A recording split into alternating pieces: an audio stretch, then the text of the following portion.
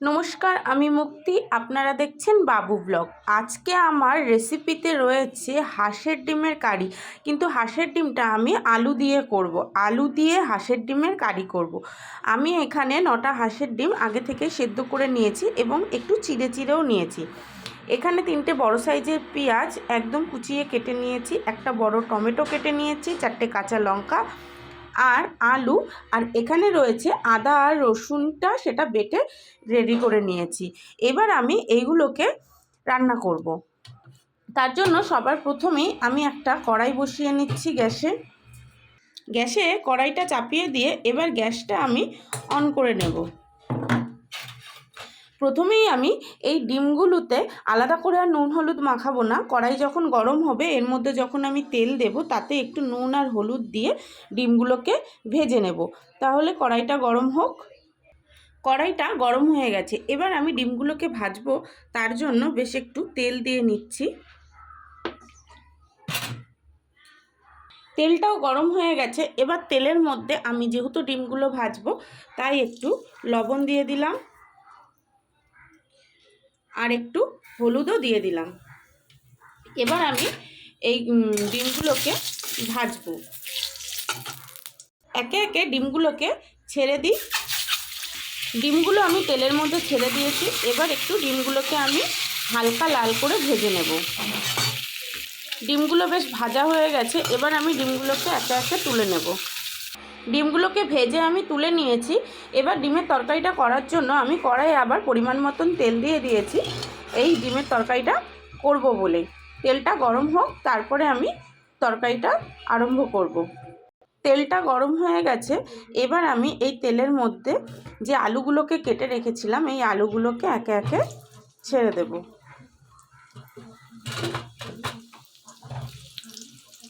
আলুগুলো তেলের মধ্যে ছেড়ে দিয়েছি। এবার একটু হালকা নাড়াচাড়া করে এটাকে ভেজে নেব। আচ্ছা, আলুটা যখন ভাজছি এই তেলের মধ্যে একটু নুন আর একটু দিয়ে দিই, কেননা আলুর ভেতরে যাতে এই লবণটা ঢুকে যায়।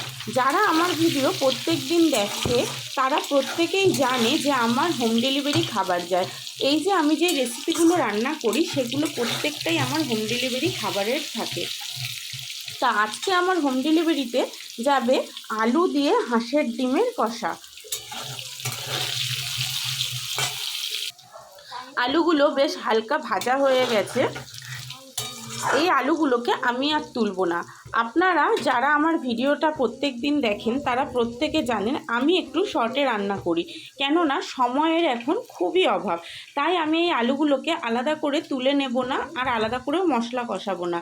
এই আলুগুলোর মধ্যেই আমি পেঁয়াজটা দিয়ে দেব আর একসাথেই আমি মশলাটা কষাবো। পেঁয়াজগুলোকে দিয়ে দিয়েছি।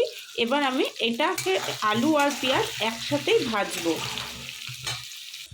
পেঁয়াজগুলোতে হালকা কালার চলে এসেছে। এবার আমি এই পেঁয়াজটা আর আলুটা প্রায় ভাজা হয়ে এসেছে। এবার আমি কি করব, এই যে এখানে একটা বড় সাইজের টমেটো কেটে রেখেছিলাম আর 4টে কাঁচা লঙ্কা চিড়ে রেখেছি, এই কাঁচা লঙ্কা 4টে দিয়ে দেব। আর এই বড় যে টমেটোটা কেটে রেখেছি সেটাও আমি দিয়ে দেব। এবার এটা দিয়ে নাড়াই। একসাথেই আমি যে কিছু গুঁড়ো মশলা এখনই দিয়ে দেব। প্রথমেই আমি হলুদ দিয়ে দেব পরিমাণ মতন, তারপর আমি দেব ধনের গুঁড়ো, এটা দেব আমি 2 চামচ। তারপর দেব আমি জিরের গুঁড়ো, এটাও দেব 2 চামচ। আর দেব লঙ্কার গুঁড়ো, এটা দেব 1.5 চামচ। কারণ আজকে হোম ডেলিভারিতে যাদের খাবার যাবে তারা ঝালটা কম খায়। আপনারা আপনাদের স্বাদ অনুযায়ী দিয়ে দেবেন। আর এখন দিয়ে দেব এই যে আদা রসুনটা বেটে রেখেছিলাম সেটাও আমি দিয়ে দেব। এইবার আমি সব মশলা বেশ ভালো মতন মেশাবো। মশলাগুলোকে আমি মিশিয়ে নিয়েছি। এইবার আমি এই মশলাগুলোতে মেশানোর পর একটা থালা দিয়ে চাপা দিয়ে দেব, যাতে এর মধ্যে থেকে যে জলটা বেরিয়েছে সেই জলটা টেনে যায় আর আলুগুলো সেদ্ধ হয়ে যায়। আমি 1 মিনিটের জন্য এই যে থালাটা দিয়ে কড়াইটা ঢাকা দিয়ে দিয়েছিলাম। এবার চলুন দেখি কতদূর কি হয়েছে। দেখুন বেশ তেলও ছেড়েছে, জল ছেড়েছে এবং আস্তে আস্তে মশলাটা কষছে। এর মধ্যে এখনও অনেকটাই জল ছাড়তে বাকি আছে, আর আলুটা এখনও অনেকটাই শক্ত আছে। তাই আমি কি করব, এইটাকে আবার আমি চাপা দিয়ে দেব থালাটা দিয়ে 1 মিনিটের জন্য। ঢাকনাটা আবার আমি 30 সেকেন্ড মতন চাপা দিয়ে রেখেছিলাম। এবার ঢাকনাটা আমি খুলে দেখব কতদূর কি হয়েছে। বাহ, দেখুন কত সুন্দর জলটা পুরো মজে গেছে, মানে জলটা পুরো টেনে নিয়েছে আর মশলাটা থেকে আস্তে আস্তে তেল ছাড়তে শুরু করে দিয়েছে। এইবার আমি গ্যাসের আঁচটা মিডিয়াম করে মশলাটাকে কষাবো। এই আলু দিয়ে মশলাটাকে বেশ কষাবো যতক্ষণ তেল না ছাড়ে।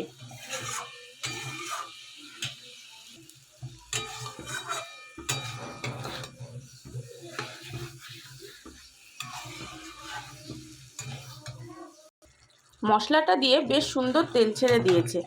এবার আমি এই যে ডিমগুলোকে সেদ্ধ করে ভেজে রেখেছিলাম সেই ডিমগুলোকে এর মধ্যে দিয়ে দেব, দিয়ে একসাথে নাড়াচাড়া করে কষাবো যাতে ডিমের ভেতরে মশলা খুব ভালো করে ঢুকে যায়, নুন তেল ঝালটা ভালোভাবে ঢুকে যায়।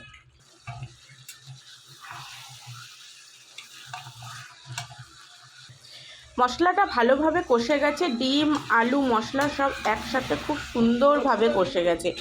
এইবার আমি এর মধ্যে পরিমাণ মতন জল দিয়ে দেব।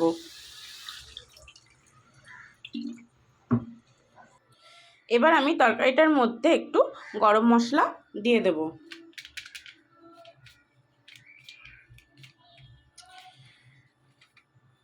তারপর একটু নাড়াচাড়া করব গরম মশলাটা যাতে ভালো মতন ঝোলের ভেতরে মিশে যায়।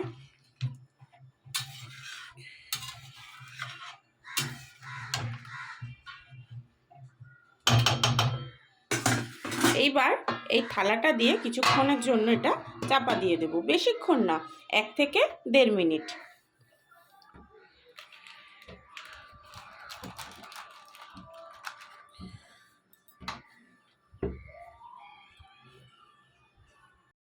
তরকারিটা ফুটে এসেছে, ঢাকাটা খুলে দেখছি। এবার আরেকটু ফুটলেই তরকারিটা আমি নামিয়ে নেব। এই রান্নাটা যদি আপনাদের ভালো লেগে থাকে প্লিজ একটু লাইক করে দেবেন।